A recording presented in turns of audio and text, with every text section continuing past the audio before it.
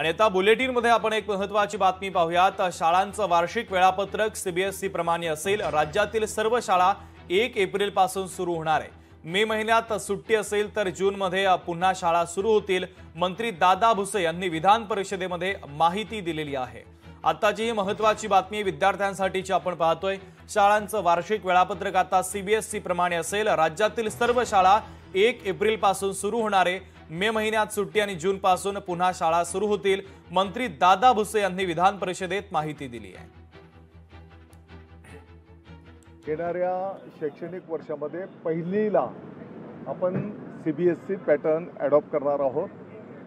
वर्षभर आपण त्याची तयारी करणार, कारण त्याच्यामध्ये दोन गोष्टी आहेत। जे विद्यार्थी आता दुसरीला, तिसरीला, चौथीला, पाचवीला जे कोण आहेत त्याला आतापर्यंतचं त्याचं शिक्षण आपल्या रेग्युलर पॅटर्नमध्ये आणि मध्येच त्याचा जर संपूर्ण आपण सगळ्या वर्गांचं जर आपण चेंज केलं तर त्या विद्यार्थ्यांना पण ते अडॉप्ट ते करू शकणार नाही।